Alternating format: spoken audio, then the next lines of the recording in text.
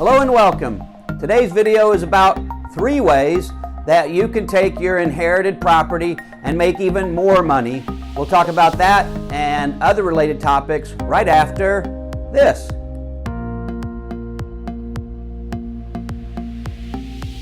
Okay, so welcome back. And the 3 things that you can do with your investment property to make even more money.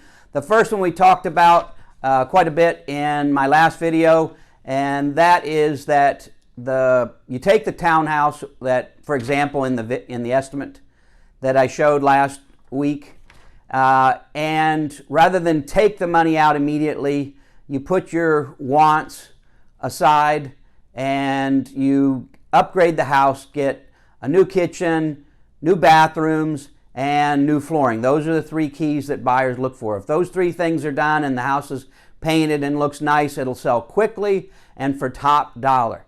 So my recommendation is to get the house upgraded. If you don't have the money to do that, in the example that I showed, it was roughly about $35,000, and not everybody that inherits property has money to invest in it, but the property has value, and the property can pay for those upgrades.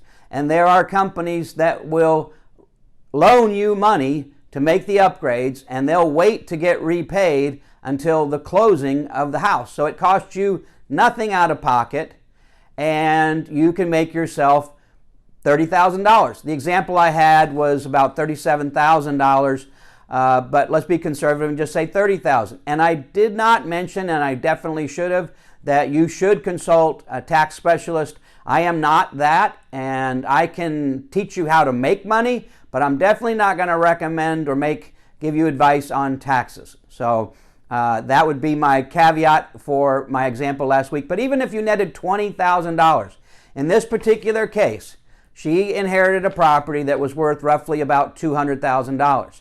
And she could have made $20,000 conservatively after taxes.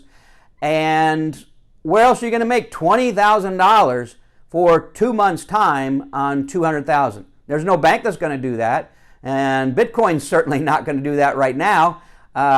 So where else could you make that kind of money in a short time? So that's number 1. The second way that you could make money off inherited property, or as I like to call it, free money, is that you can rent out the unit. Now, it may not be that large chunk of change and you can't go buy a new car off of it, but it could give you consistent money month after month, year after year for many years to come, and you could still sell it at a later date and still make that money back. But it could be a good monthly income for you. For example, the guy that bought that townhouse that I mentioned, he's going to put about $35,000 into it, and he's not going to flip it, even though he could. What he's going to do is rent it out for top dollar. And that neighborhood used to rent for about $1,800 a month. And now it's renting for more than that. And after he's done with the upgrades, which he likes to put in plank tile that looks like wood, it looks really nice, and he'll redo the kitchen with corian or granite, and he'll put in stainless steel appliances, and he'll redo the bathrooms, and he'll put like a Berber carpeting on the stairs and upstairs in the living room. So the number 1 thing that buyers look at, whether they use it or not, is the kitchen. Number 2 is the bathrooms, and number 3 is the flooring. And they kind of all go hand in hand. If you don't do all 3, you're better off not doing any of them, because you won't get as much money if you only do a partial upgrade. So in this second scenario, and this is coming off of Bigger Pockets. I love Bigger Pockets, and most real estate investors do. It's a great, great resource. There's actually a book, several books that'll tell you more in depth about what I'm talking about now. You can actually borrow money against the house, like I was talking about in scenario number 1, and you can borrow money and make your upgrades so that you can get top dollar. For example, the one that I just rented for the same guy this past week, the rental in there used to be about $1,450 to $1,500. There was very little variance in that rent. It was either $1,450 or $1,500. We got $2,050 in this economy. $2,050 a month. So that's $500, $600 more than he would have gotten, say, a year ago, 2 years ago for sure. So that's a pretty good investment. So he's basically buying it, and he's going to get his money back through the rental, and then he'll sell it at a later date. The nice thing about South Florida is even if we have a drop, like that big bubble about 14 years ago, it comes back. This is South Florida. There are thousands and thousands of people that want to come here. Matter of fact, 300,000 plus a year move down to South Florida. So in this scenario, he's going to take that townhouse that the lady sold, and he bought it for $215,000. He's going to put about $35,000 into it. He could flip it if he wants to, but he's not. He's going to upgrade it, and he's going to rent it. And in a neighborhood that used to rent for about $1,800, he's now going to get $2,500 rent, and I'm probably going to have a line of people wanting to rent that. The last one I had for him, we had 34 applicants within 2 days. That is the reality of our rental market right now, and it has no appearances of slowing down.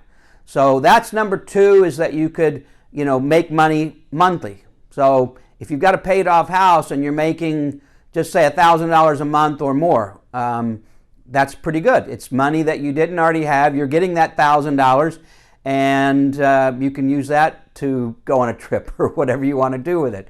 So, and you still have the property. That's the thing. You still have the property. You still have that found money, but now it's worth more when you go to sell it. But you're now making money monthly, which is a big plus. So the third way that you can make money off of this found money is a little more creative. And most people wouldn't think about it, but I have a mentor named Chad Corbett. He is a really, really good guy, and he always has people's best interest at heart. And this was a very interesting scenario for somebody that doesn't really want to deal with the property, but they want to make money off of this free money. And what they do is they become an investor. Bigger Pockets, as I mentioned previously, that's a great resource to learn a lot. And it's free, zero money. I love Bigger Pockets, and I actually found it through Chad Corbett. The main speaker, Brandon Turner, is awesome. He gives a ton of information, and they hope that you join and become a member, but they also sell books. And they're inexpensive books, and they are packed full of information. So highly recommend that if you're going to think about becoming an investor in property. And in this particular case, what you do is, say for example, you sold that townhouse for $295,000, $300,000, and you netted, 196, 220. Just say you netted 220. Might have been more than that, but now you have $220,000. You could take some of that money and enjoy it, maybe go on a nice vacation, buy a car, whatever you want to do, but you've still got this egg, this nest egg of money that you don't get every day. Very few people have that kind of money fall into their lap more than once in their life, if they even have it happen once in their life. So what you would do is basically get connected with somebody that's looking for investors, someone like me. I actually last week went to a conference.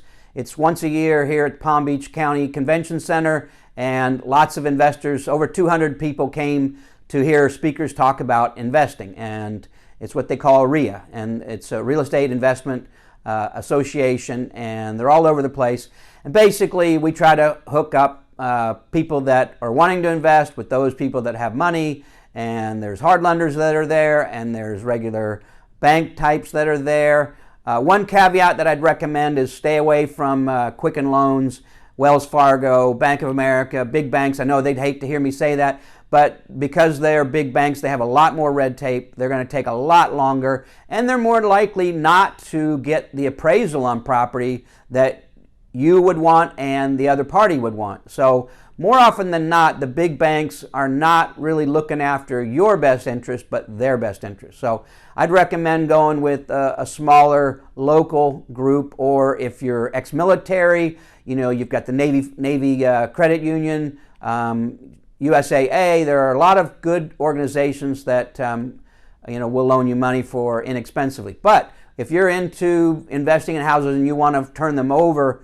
quickly, there are other ways to do it, and I'd recommend looking for people like myself that are looking for investors, because when I come across a property that the seller definitely wants out and I don't have a buyer, I'd rather connect them with somebody like yourself or whoever's inheriting the property and say, hey, I got a buyer, or I got a seller that wants to get rid of this property, and now you can buy that property, you can borrow against the property for the upgrades, and you can take your inherited free money and invest it in another one and multiply that. Because especially in this economy, if you're putting that much money and say you're buying that place for cash, then there's plenty of places that will loan you money because you have a lot of equity there and they know you're not going to basically walk away from it. So they will loan you money, and in